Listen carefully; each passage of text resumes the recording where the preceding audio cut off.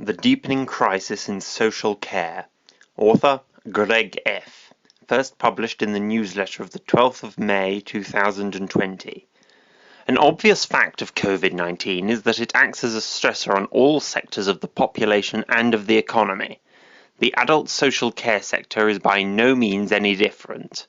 A leaked letter from the Association of Directors of Adult Social Services, or ADAS, addressed to the government outlined the contradictory messages on how to protect the people they served, the lack of government testing of care workers, and the shambolic nature of PPE supply to the sector.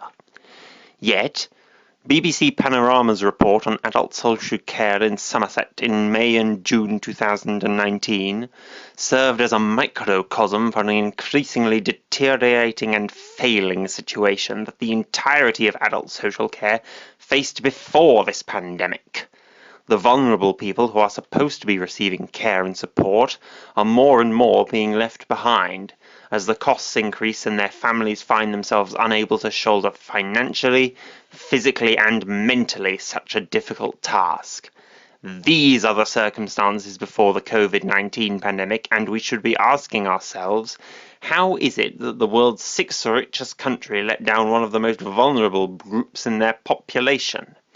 The answer can be reduced to two words: austerity and privatization. Austerity, a policy of cutting the spending of a government, has had a completely destructive effect on the British economy and the British people. Thanks to the coalition government's fetishization of balancing the books, tens of thousands of people have died. According to research conducted by Oxford academics, in 2015 alone, over 30,000 people in the UK died due to disinvestment, where an underfunded NHS, which frequently subsidises social care, failed to meet performance standards, and so failed to provide the life-saving care required by thousands of patients.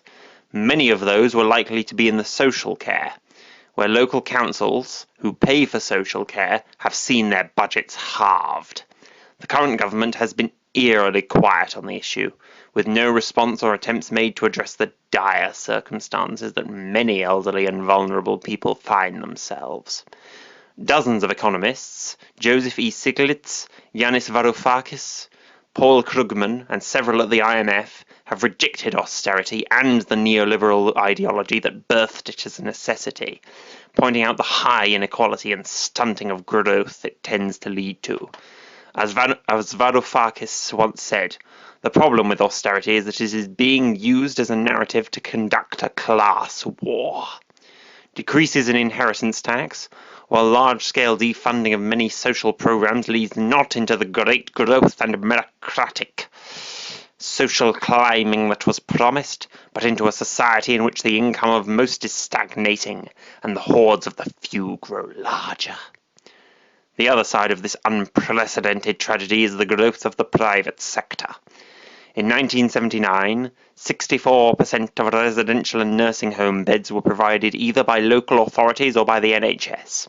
By 1990, along with the rest of her neoliberal agenda, the Thatcher government introduced the National Health Service and Community Care Act.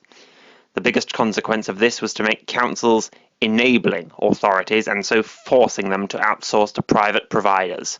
By 2012, the council share fell to just 6%. This new private care market is hugely fractured, over 5,500 providers, and fragile. In 2011, Southern Cross, which occupied a 9% market share, collapsed and most of its operations subsumed by Four Seasons, which itself was ridden in debt and yearly losses. The for-profit motive has pushed the providers to cut back significantly on staff pay and conditions. A wage for a senior care staff worker in the public sector is twice that of the private.